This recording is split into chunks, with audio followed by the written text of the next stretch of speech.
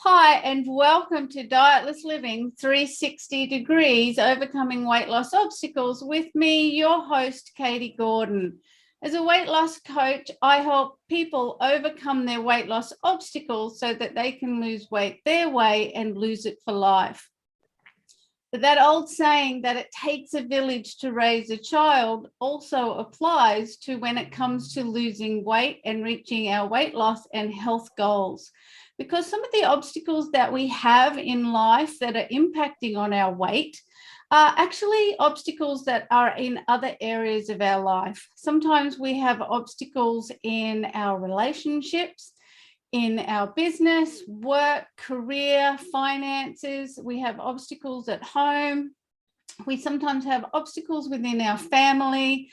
And we often have injuries or other more complex health issues that are impacting on our weight and our health. So with that in mind, Dietless Living 360 Degrees brings in other professionals to help you overcome those obstacles. And today we have the lovely Janine Hunter. Janine is a bra fit specialist with Intimo. And she helps women to find their feel-good fit when it comes to bras, because we all know how hard it is to find a great fitting bra. So true. I know, like they can send a man to the moon, but they cannot make a bra that feels comfortable. Okay. Janine is a bra fit specialist with over 9 years experience, and she can assist you to feel comfortable and supported in the bra that's right for you. And you don't even have to be local to work with Janine, because she provides a virtual fitting service where she's able to give you clear instruction on how to take the measurements that are required in order to determine your Intimo bra size. All you need is a tape measure and your phone, and Janine takes care of the rest. When she's not bra fitting, Janine heads a networking group called Women in Business Connect on the Central Coast. Through her love of networking and finding her tribe, Janine started her own networking community for women solopreneurs and small to medium business owners. And in less than 2 years, she's grown the group to over 800 members and created a supportive community who find encouragement and friendship through her networking events and the Facebook group. So welcome to the show, Janine. It's so great having you with us today. Would you like to tell us a little bit about what it is that you do and the main way that you help your clients? Mm-hmm. Absolutely. So I've been, as you said, Katie, I've been a bra fit specialist for 9 years now, but I actually started a little bit before that. When I was in my 20s, I worked at David Jones in Sydney, and I ended up in the lingerie department. And being a 20-year-old trying to fit women was quite challenging. I did all the training, and yeah, it was something that I enjoyed, but I didn't think it was a career.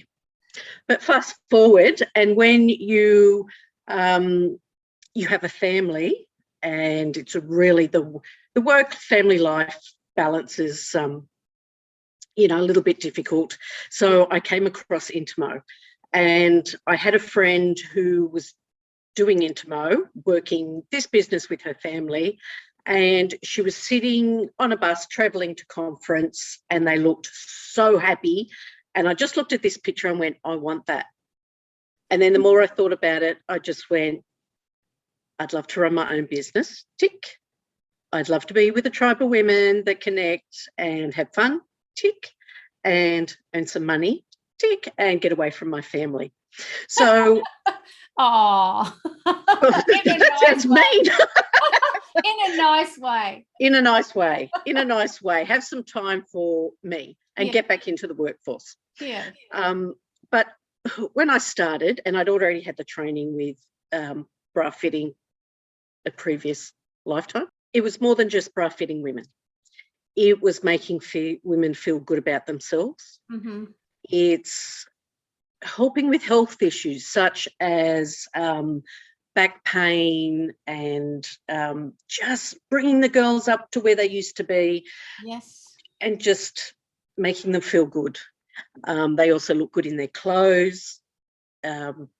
Just, yeah. It makes you feel comfortable, because the worst thing about ill-fitting bras is, well, one of the worst things is this constant rearranging and pulling and pinching at them. You look so uncomfortable. I know I sit there and I go, I'm trying to look lovely at whatever, event I'm at, and I'm constantly tweaking at an ill-fitting bra.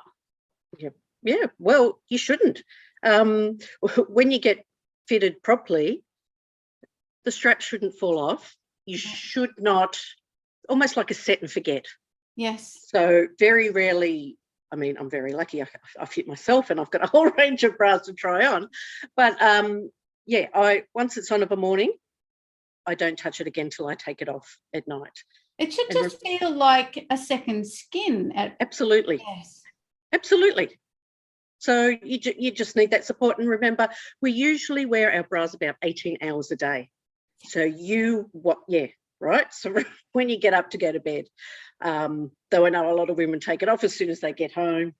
Yeah. Sometimes we that's right. But I don't. I usually don't take it off too much later, because I forget I have it on. Because it's so damn comfortable. Yeah, it's got to be comfortable as well as supportive. So so you should always have, I think, like a beautician and like yourself on a women's health journey. Yeah, you need a bra fitter. You do. Because, one of the things that actually drives eating habits and behaviors for everybody, right? It's tension that builds in the body. And ill-fitting bras is just one of the things that can do that. I remember being with my friend's daughter. We were walking around the streets of London, and all day she's poking and pulling at her bra, and I said, for goodness sakes, what's going on? She went, I've put on a little bit of weight and my bra's too small, and I'm going to wait till I lose the weight. Now, I know you've heard this story. Oh, I've heard it many times. Versions. But she said, I'm going to wait until I lose the weight. I don't want to buy a new bra, I'll just lose the weight. And I went, well, how long's it been? She went, it's been a few months. I went, okay, so you should just get a new bra, because one of the things that's happening is that bra is irritating you so much that it's creating tension in your body that's leading you to want to eat food to relieve that tension. So you're never going to get off the cycle. Just buy a bra that fits. Absolutely. I totally agree with that. And I used to tell my customers, if they said they wanted to wait till they lost weight, I'm like, okay, I'm going to check up on you in 6 months' time and remeasure you. And most of the time, they're exactly the same size. Yep. Buy the bra now. Yep. That's one of the things why this is called Dietless Living, is because do the living part first, and then, you can just forget about the dieting part, because if you do the living, and if you wait, like I was the same, I used to go, I will wait till I've lost the weight before I do anything nice for myself, because it seems like such a waste of money to do it on an overweight body. And yet when I flipped that, bought nice clothes, bought things that fitted, made myself feel good, then all my health habits change to match that. And you would know exactly the same for your women. Absolutely. And we're all the same. Yeah. And, I can hear this from 19-year-olds, and I can hear it from 90-year-olds. We're all the same. And I just wish, the lovely Janie Allen says, dress for the body you have now, not for the body you want later. And absolutely. So, ladies, if you're watching and you have an ill-fitting bra, you have bras that you are unhappy with, they're 1,000 years old, do get in contact with Janine, because it's the first step in the right direction of changing your health. It seems like the weirdest, most unrelated thing, but it is so connected to changing your health, about feeling good. Because if you can buy a bra that feels like a second skin, what a joy. Absolutely. And I did skip a bit of a step there. When, before I joined Intimo, I actually had an Intimo party when they were back party plan. And the lady who put a bra on me, so I'd known her for a very long time, and I took my top off and she went, what are you wearing? which is not something I say to most of my customers, by the way, but we knew each other quite well. Yes. And it was a maternity bra that I'd worn through 2 pregnancies and was still wearing a year later after finishing breastfeeding. So it wasn't even white. You couldn't, it had no colour. It was just some washed out thing, and I, too big, no support whatsoever. She put me in this black bra with a bit of lace, and I felt $1 million. I can imagine, because you would have felt so bleh. With your other bra, you would have just been putting that on, and that, yes. Oh, yes. My goodness. I know, and I can't believe I did that now. And I went from being just a mother to a mother and a woman just in that quick step. Yeah, and just by putting on a new bra. Yeah, and that's all it took. And I really love that story. Sorry to interrupt you. I really love that story because you can so relate to every woman that you are seeing, because when we can wear our nice clothes, and then underneath we're often wearing the thing that we know is there, and the thing that's making us feel less confident about who we are. When someone says, wow, you look fabulous. Oh, no, I've got a crappy bra on. That's true.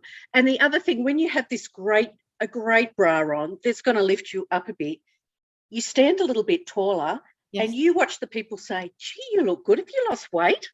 Yes. Like, no, it's my bra. You just stand differently. Yeah, it just makes a difference on so many levels. So underestimated the value of a great fitting, great bra. Absolutely. And women need to value themselves more, because it just, sometimes it just really breaks my heart that, they don't value themselves enough to buy a well-fitting bra.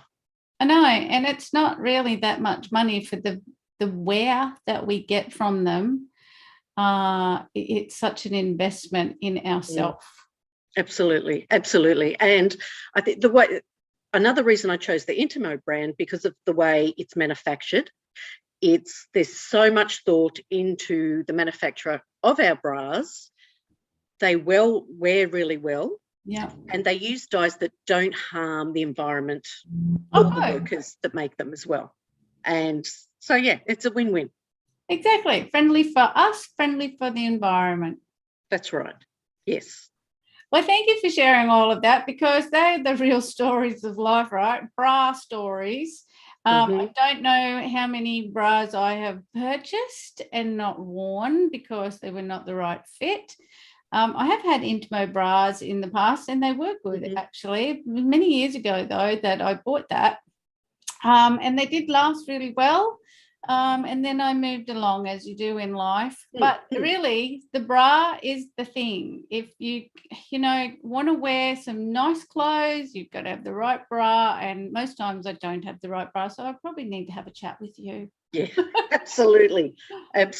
We can curate you an absolutely beautiful working bra wardrobe that fits in with your lifestyle and your wardrobe. Your clothing wardrobe. I need a new wardrobe as well, by the way. So I'll have to find somebody to help me with that. I'm a shocker to go shopping. But let's go on to our next topic, if that's all right with you, because one of the things that I really like to talk about with my guests are the hardships that they've overcome, because we're all human. We all have hardships, and I know bras are one of them. But, there are bigger hardships that we have in life that we have to deal with. And it's so interesting to talk to all my guests about the different hardships that they've had, and share really the stories about how they actually overcame it. Maybe if they know the strategies they used, or maybe it's in hindsight, because everybody who's watching has had to overcome a hardship, or may still be actually having some kind of obstacle or challenge, and they're really struggling with that. So what's your greatest hardship that you've had to overcome, Janine, and how did you do it? I think self-belief for me. And I guess that also ties in to the bra story as well. because I felt I left a job that I just wasn't happy in. In fact, the manager told me he didn't want women with children. It was too hard to manage them part-time. And so I just said, yeah. That was way long ago, before discrimination. I know, right? I know. So I said to my husband, I'm just going to be happier staying at home looking after the children. You know, I just was. But over the time, being just a mum, that sounds dreadful, but it wasn't fulfilling for me. Yeah. And my self-belief in myself just went to a real low. You know, I felt I had no skills. I felt just unmotivated. You know, it was just the day in, the day out, the cleaning, looking after the kids. Just, yeah, I lost myself. Yeah. So I guess to start to build up my self-belief, it was just one of those days where when I actually saw that photo that I was talking about, I want what they're having. Yeah. Just, you know, change something in here that started me on the journey of becoming who I am now. And it wasn't a quick fix. It took a long, long time, and I'm still working on it. Yeah. But I just had to realise that I am more than what I thought I was. And I imagine many mums do. I never took on the role of being a mum. I bow in absolute, like, all mums are just heroes as far as I'm concerned. And I don't think I was ever brave enough for that. That's a story for another day. Yep. And your story is, I imagine, quite universal for so many mums, because the way I imagine and what I remember from seeing him with my mum is you're dedicated to your children and the family and making sure everything is done right. But it's going to be the most thankless job, really. You know, I mean, you're just absolutely bending over backwards to make sure everything is done: food, clothing, love, care and attention and all of that. And not one person coming in and saying, job well done today, you know, like Never. It's just, such Never. A tough gig. Yeah. And having that feeling that because I wasn't contributing financially to the household, that I had to do everything within the household. Yeah. And didn't ask for help and just tried to do it myself and just, The Superwoman syndrome, isn't it? Yes. Yes. And I guess it maybe comes from the eras prior where women, you know, the roles were just different, and the rule, I'll say rules, but the societal structure was different. It was just women were raised to understand that they need to take care of the provider in the house. And so, you know, he goes out and works hard, and it's not a bad thing or a good thing. It's just how things were. But what you're describing is something that I suffered from as well. Even though I wasn't a mum, I did care for my partner. You know, he'd go to, and we both worked, and he'd come home, but I made sure his life was laid out and it's kind of, you don't ask for anything. And as a mum looking after the kids and staying home, you just would be, I completely see where you might have lost yourself. So what would be your advice for women in that situation if they're watching now, and if they felt like they were kind of in that place? What would be 3 tips you might have for them? I think you need to do something for yourself, whether it's once a week, once a month. I now do exercise. It took me a while to find something that I liked, because I feel with exercise, to keep going, you need to enjoy it. 100%. Yep. So I actually started some tap dancing classes, which were a lot of fun. So I used to do those every week. So that was something for myself. Then I needed, I guess, so that was kind of for my body and my health. And then I needed something for my mind. So when I started my Intimo journey, I just read everything. I read every little thing that they could give me, and then I went beyond. Yeah. So I needed that knowledge and just, I don't know how to describe it, but just needed something for my mind. To stimulate your mind, right? Yes. But it's right. You needed something. That was the learning curve, right? We all need to learning. Learning is that thing that we just go, that we never get sick of. I think it was Leonardo da Vinci wrote a quote about the only thing that never exhausts the mind is learning. Yeah. And I think, and for so long, there's so many different types of learning. I thought that learning was studying, and I hated study. I didn't enjoy the study aspect at school. But as an adult, you can learn differently and in your own time. So, and something you really enjoy. You forget. No exams, maybe. No exams, and school. You have only a limited selection of stuff you learn. So that's, I guess, my second tip, something for the mind, and then something for the soul. So I learned a lot about mindset, a little bit of meditation,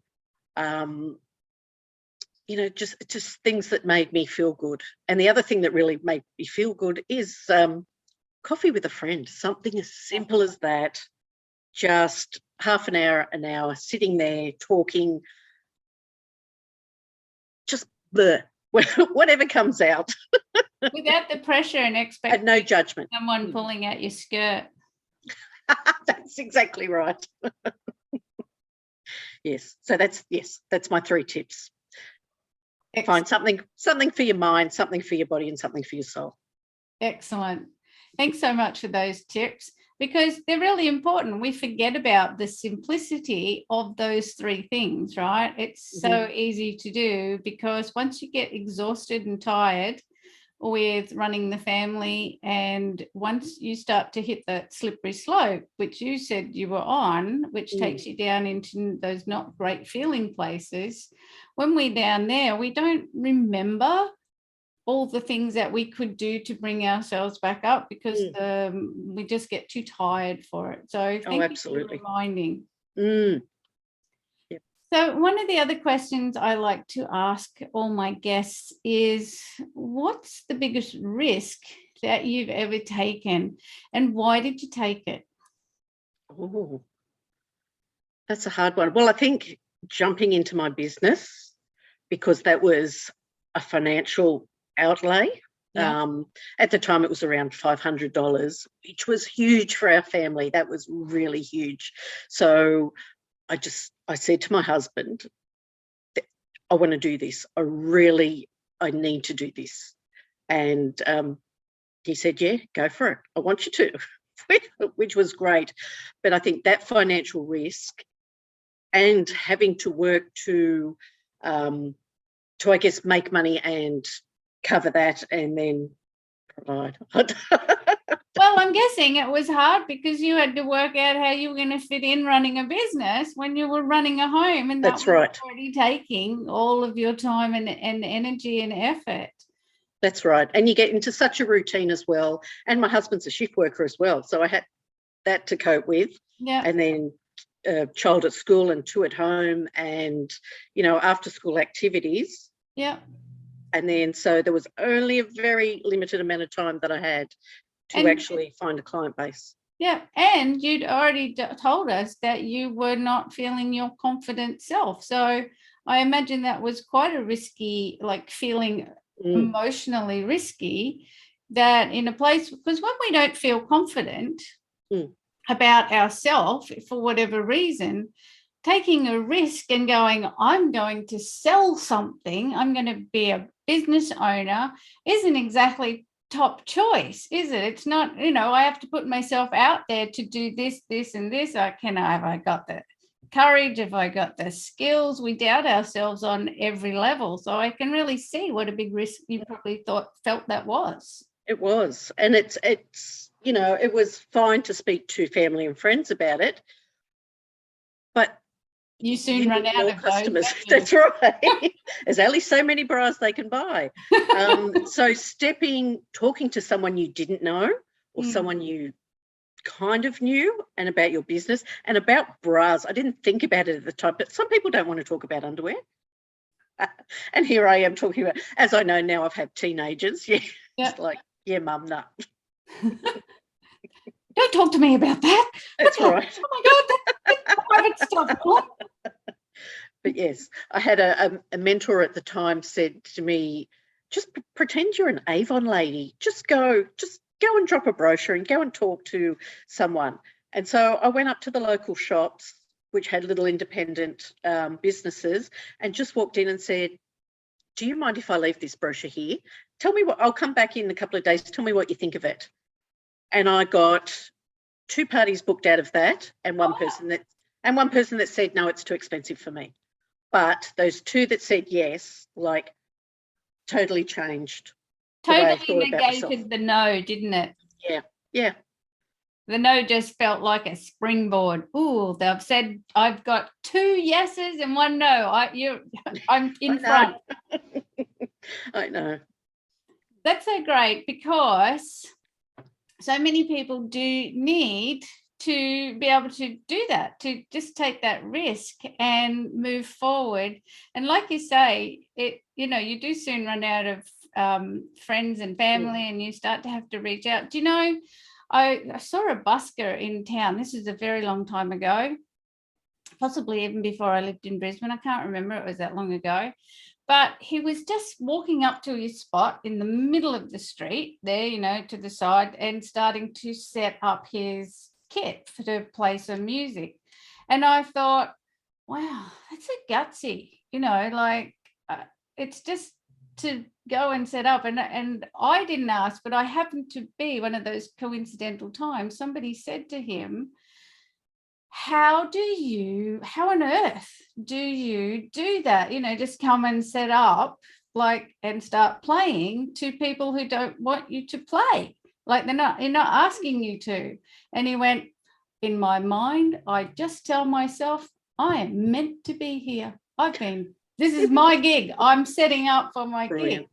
And that was it's always stuck in my head now that I'm doing my own business, and I'm passing it on now, because for other women who are looking at you and going, I wonder if I could do the same, go and ask people for the business.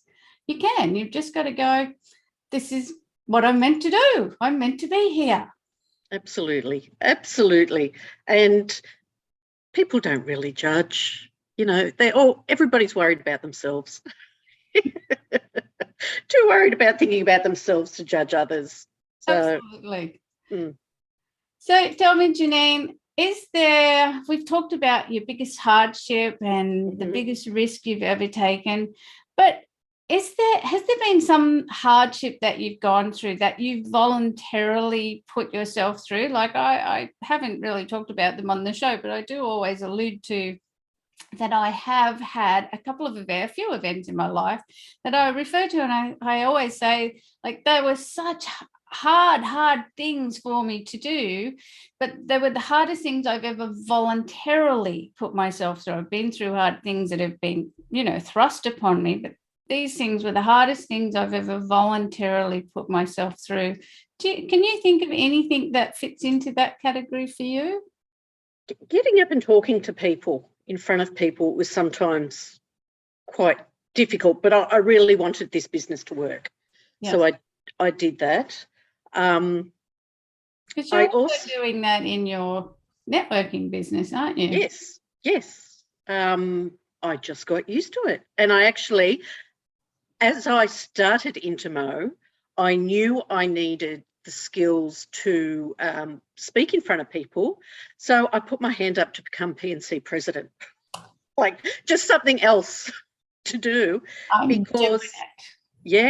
Because I knew I needed the practice to be able to talk to a group of people.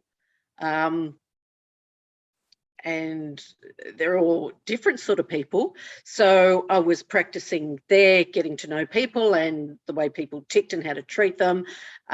Same with my business. And did you say it was like in the Parent Teachers Association? yes. So you were running that? So I was running it as well, yeah. Everybody? Yeah. I'm running. in control. I'm not really sure I should be here, but I'm working on the skill. Yeah. And I remember I said to the principal once, I said, I think I'd been doing it for 6 months, and I said, I feel so blessed because the people who did it before me set up a really great system for me to follow. And he went, what are you talking about? He said, you're doing brilliantly. You're just as good as them.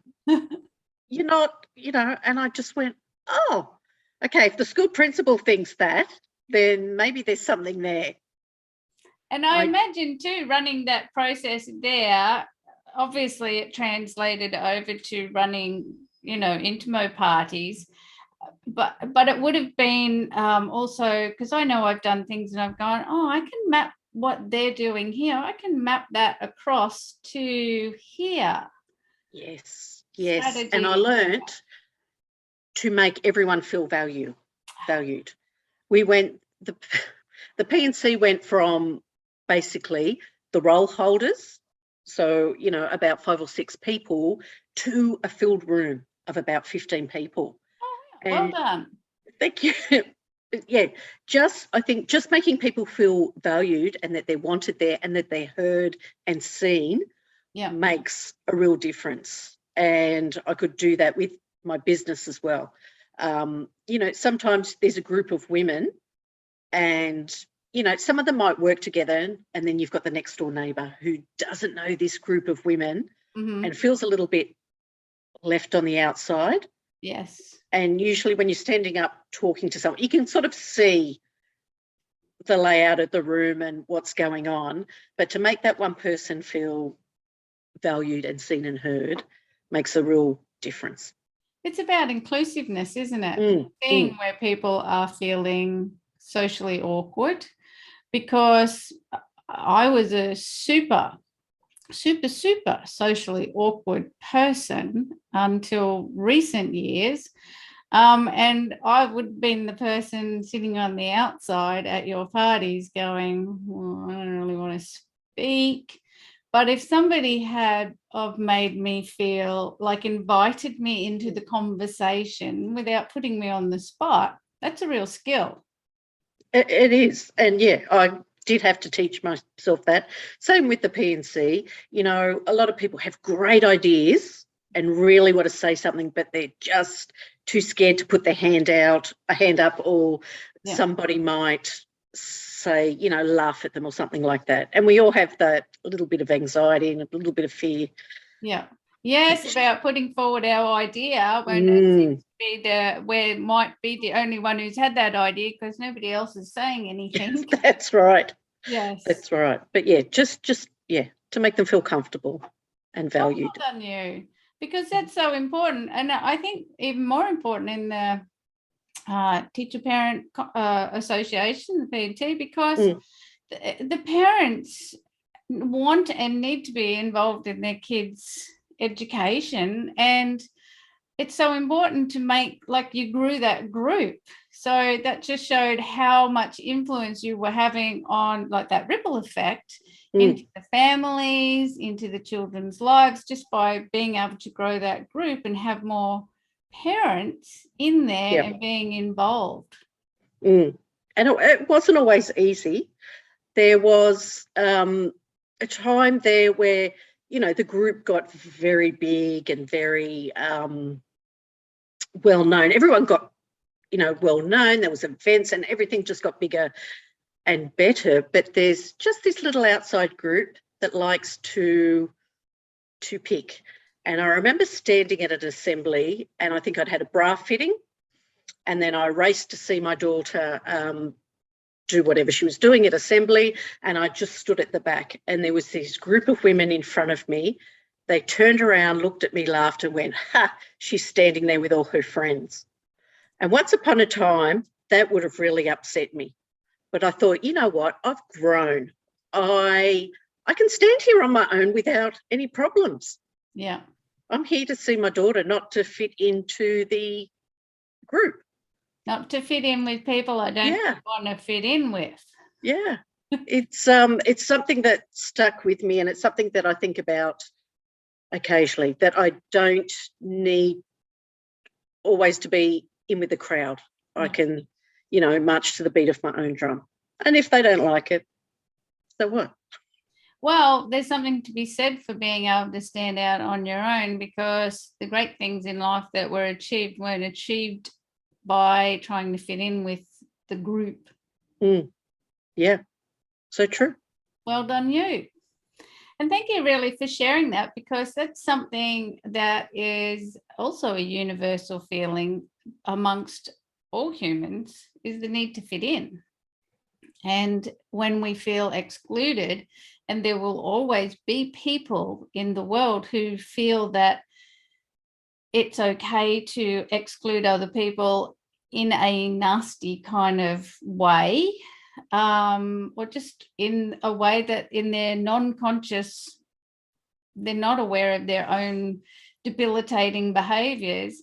And it's so important to be able to stand your own ground and be comfortable in your own skin, that it's okay if they don't include me. It's not about me, it's about them. Yes. And that was the first time I actually realised that I did feel comfortable in my skin. And that was actually quite a powerful moment. And one to remember for always, isn't it? I think so. I'm so glad you shared that with us, because it's so important, right? It really is. They're the important things of life. Yeah. So I like to talk about how we've talked about the hardships of life, and that's always interesting and wonderful. But it's also good to know how to have fun. And so I'm asking everyone about, what is it that you do for fun? Because fun is a skill that not everyone has, and everybody does things in a different way. Like you do the tap dancing. I'm super green about that, because I've often thought, wow, I'd love to do tap dancing. There's something about the sound that I just love. I know, right? Yes. I know, right? Well, for fun now, it's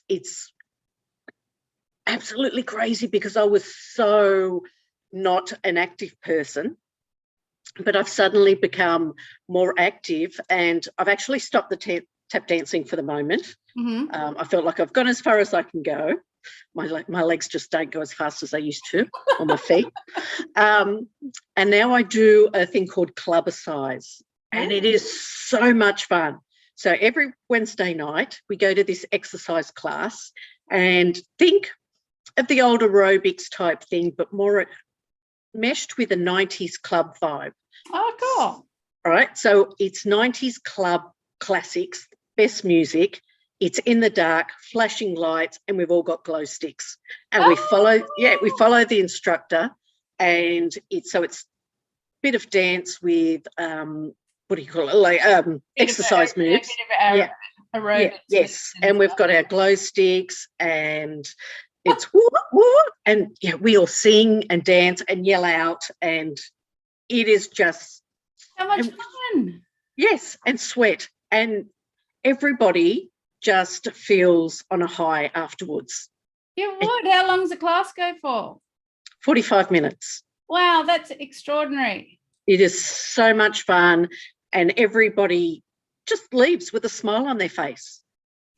I can't imagine why you would not. You'd be walking in with a smile on your face, knowing that this is my moment. I'm going to my nightclub time. Absolutely. And it's for 18 and over, so there's no kids there. Yeah. So, the tracks, some have got a little bit of swearing or suggestions in it, but it's adult, and it's in the dark, and it's just... So for me, who's completely uncoordinated, that would be perfect for, right? Because it's in the dark. It is, and it doesn't matter. I've always got the wrong arms and wrong legs going the wrong way. That's me. I don't care.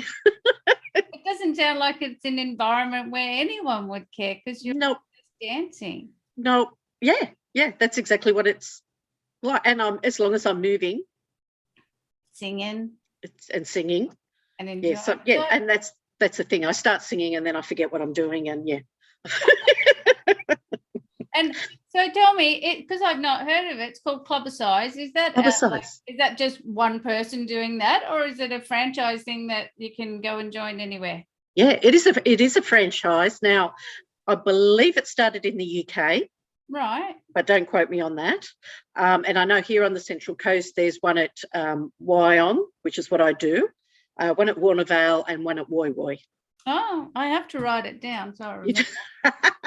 Clubbercise 2Bs. Clubbercise. I will go find that. Excellent. So that's what you do for fun. What do you do for relaxation? Oh, relaxation. I used to think having a bath was a relaxation, but I actually find it not. It was mindset I have that it was my relaxation, but usually being with the kids and playing board games. I think during COVID, we rediscovered board games, and I think because they're a little bit older now, it's a lot more fun.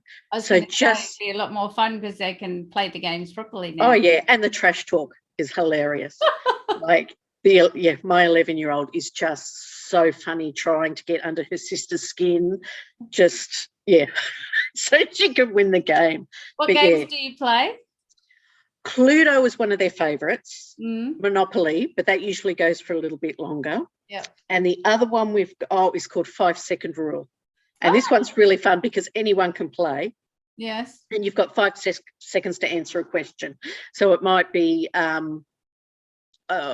name 3 breeds of cats or name 3 football teams, something like that. Oh, so okay. It's something, but it's just the 5 seconds. You usually know all the answers, but when you got that 5-second countdown, pressure's on. Tongue-tied, and you forget.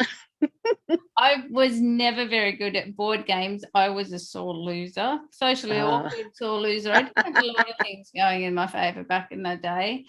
And as an adult, I haven't been with anyone who was into board games, but one person that I met in England. And he was the most hilarious person to play board games with because he had a couple of kids as well, so play it together. And he would make up rules, new rules on the spot. Some might call it cheating. However, it was really just loads of fun. So there was no one board game was ever played the same twice. It was a really great way, and it really helped me to get over that competitiveness of, the seriousness of what board games had meant to me in my earlier fixed mindset life.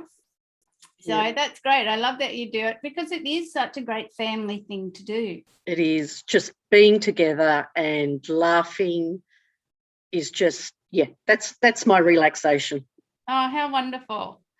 I'm really glad that you shared that as well, because I think people have forgotten the value of the simplicity of board games or card games or just doing something together as a family, and Yahtzee and all of those things. We used to play a lot of Yahtzee when I was a kid, but also considering I was one of 5, I did often play a lot of Yahtzee on my own for some reason. Maybe it's because I was a sore loser. Don't play with Katie.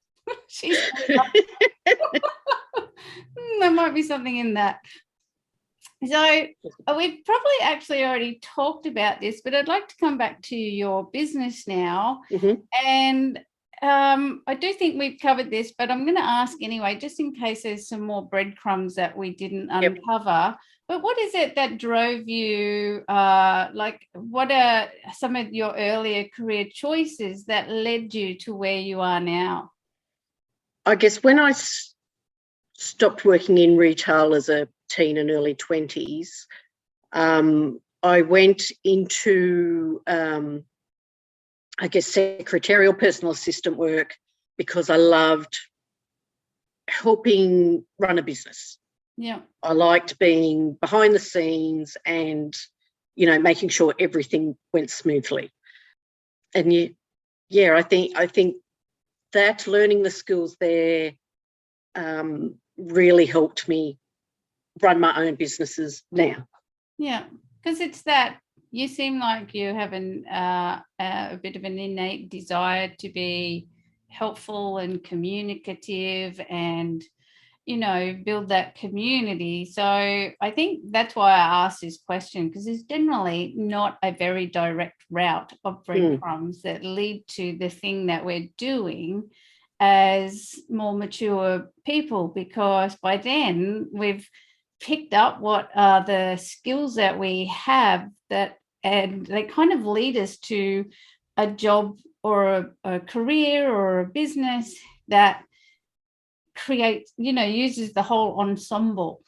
Yeah, it's I think it's always been in my nature, and actually probably passed through my DNA as well. But during high school, I was always like, or when I was younger, making little clubs, having clubs, and then when I got into the senior years, joining groups. And I remember helping on the yearbook. They had a group of the higher English students doing on the yearbook, and then someone said, let's ask Janine, and I ended up helping run it. It was just, it's in my nature. And then I think about, but my mum's on committees, my dad was part of Neighbourhood Watch, my grandparents started a bowling club where they lived in Newcastle. It's, this sense of community, and it's bringing people together. Yeah. It's been part of your whole life tapestry, hasn't it? Yes, and I didn't realise till I was older. Yeah. That it was always there. We never do, because we're too busy in growing up, right. aren't we? It's not all about me. Yeah. And kind of look back and go, oh, the tapestry was there. Yeah. The wefting and the weaving. It was there all the time. So what drove you, we may have touched on this as well, but I'm going to ask it, but what drove you into this field and has motivated you? I think this is more the important part of the question for me. What's motivated you to stick with it? The bra fitting? Yes. Making women feel good about themselves. Yeah. One of the ones I think about a lot is seeing this lady after she'd had a stroke. So it was a minor stroke, and it took her a long time to get her speech back to normal and her movement in one of her arms. And I put her in a bra and said, just have a look what that looks like in the mirror. And she burst into tears and she said, I haven't felt like a woman for such a long time. Oh. And it's those sort of moments that keep you going, because you're making a difference.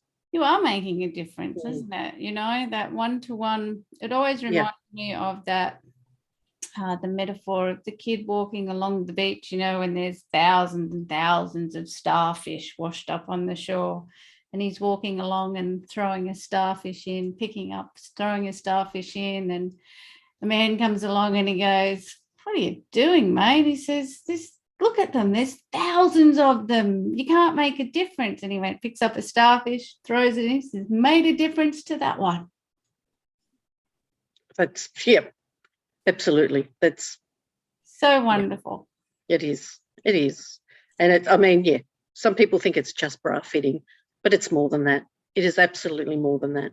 You're changing people's lives, because that is the grassroots is when we get up every morning and we put our clothes on, how we feel for the day, and how we feel for the day from the minute from how we put our clothes on, just is a ripple effect out into how we turn up in our day, our attitude, it's just so much from one thing. Yeah, absolutely. And I tell you what, this tip is so good, but if you're feeling a little bit down and just not sure about your day, wear matching underwear, a matching bra and knickers, and look at yourself in the mirror and like, oh my God, I've got it together. I look just like the girls in the catalogue. That's right. That is exactly right. It makes a difference. Thank you so much for being such a superstar in the bra world, Janine. And I've for those watching, I have done a Zoom with Janine and asked her, how on earth do you do a bra fitting over Zoom? Yes. And she showed me exactly what she does. And I went, oh my God, that's as good, if not better, than in person. So it doesn't matter where you are, you should contact Janine and get your bras fitted with her. So Janine, can you tell people where they can find you, like your business details, etc.? Absolutely. Find you? I sure can. So my Facebook page is Fitted by Janine Hunter. So you can find that fairly easily. And so is my Instagram handle, the same, Fitted by Janine Hunter. And or you can contact me on mobile or email. Do you want me to say them now, or would you put them in the show notes? We'll put them all. We'll put your actual web. Do you have a website and everything as well? No, we have the Intimo website, which is for everybody. But you want a bra fitter, so you come through the bra fitter, and then I show you what's helpful. Cool. And what you need. Janine on LinkedIn, so she's on LinkedIn. Oh yes, I sure am. We will put all your details up. In fact, I've been watching some of my shows back, and the details will be underneath us as we speak. So fabulous. Again, so much for coming on the show today, Janine. It has been an absolute pleasure talking with you and sharing with you just how easy it is to change our life by getting a great fitting bra.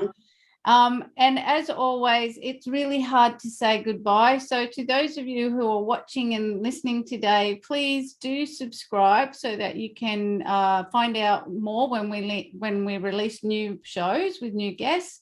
And if you've resonated with something that Janine shared with us today or any of our conversation today, please do leave a comment, give us a thumbs up, give us some encouragement to keep going and sharing great content. And hopefully this has helped you overcome some obstacle that you're currently facing. And if you'd feel comfortable to share that in the comments, we would so love to know it.